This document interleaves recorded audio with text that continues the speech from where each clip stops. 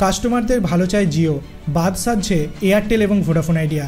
যত ঝামেলা 100 টাকার এমএনপি প্ল্যানে। ভারতের বাজারে পা রাখার পর থেকেই ভারতী এয়ারটেল, ভোডাফোন আইডিয়ার মতো পুরনো কোম্পানিগুলির ঘুম উড়িয়েছে রিলায়েন্স জিও। অন্যদের তুলনায় তারা গ্রাহকদের বেশি সুবিধা দিয়ে আসছে, তাও আবার কম খরচে। কিন্তু এবার মুকেশ আম্বানির সংস্থাটি ইতিবাচক মনোভাবই তাদের জন্য ব্যবসায়িক জটিলতা সৃষ্টি করেছে বলে মনে হচ্ছে।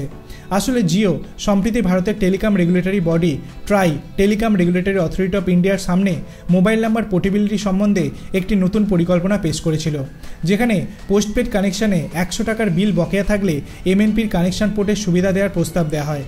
নিঃসন্দেহে এই পরিবর্তন কার্যকরী হলে গ্রাহকেরা ভীষণ উপকৃত হতেন, কিন্তু জিওর এই প্রস্তাবে তীব্র আপত্তি জানিয়েছে এয়ারটেল এবং ভোডাফোন আইডিয়া। কি বলছে জিওর প্রতিদ্বন্দ্বীরা? বর্তমান নিয়ম অনুযায়ী পোস্টপেড ইউজারদের বিল বা বকেয়া পরিমাণ 10 টাকা বা তার বেশি হলে টেলিকম কোম্পানিগুলি তাদের মোবাইল নাম্বার পোর্টেবিলিটির অ্যাপ্লিকেশন বন্ধ করতে পারে। যদি বকেয়া ব্যালেন্স 10 টাকার কম হয় তাহলে নাম্বারটি পোর্ট করার ক্ষেত্রে কোনো চাপ নেই। সেক্ষেত্রে সাম্প্রতিক প্রস্তাবে জিও বিল লিমিট বাড়িয়ে 100 টাকার বকেয়াতে নম্বর পোর্ট করা তথা এমএনপি সুবিধা দেওয়ার কথা বলছে। ফাইন্যান্সিয়াল এক্সপ্রেসের সাম্প্রতিক প্রতিবেদন অনুযায়ী জানা গিয়েছে যে রিলায়েন্স জিও ট্রাইয়ের কাছে draft telecommunication mobile number portability regulation পেশ করে একটি নতুন প্রস্তাব দিয়েছে। কিন্তু ট্রাই কর্তৃপক্ষ কিছু বলার আগেই জিওর এই প্রস্তাবে মতানৈক্য প্রকাশ করেছে এয়ারটেল এবং ভোডাফোন আইডিয়া। এক্ষেত্রে এয়ারটেল এবং ভোডাফোন আইডিয়া বলছে, যদি মোবাইল নাম্বার পোর্ট করার জন্য বকেয়ার ডিসকাউন্ট 10 টাকা থেকে বাড়িয়ে 100 টাকা করা হয় তবে এটি টেলিকম অপারেটরগুলি আয়ের ওপর নেতিবাচক প্রভাব ফেলবে।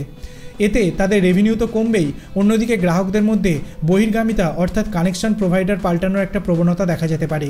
এমনকি তাদের ওপর ঋণের বোঝাও বাড়তে পারে।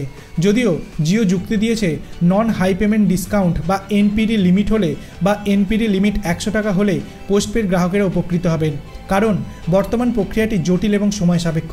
সব মিলিয়ে এই জটিল পরিস্থিতি খতিয়ে দেখে ট্রাই কি সিদ্ধান্ত নেয় এখন সেটাই দেখার। আপনার কি মনে হয় রিলায়েন্স জিওর এই প্রস্তাবটি কতটা যুক্তিসঙ্গত? আপনার অভিমত আপনি কমেন্ট সেকশনে জানাতে পারেন।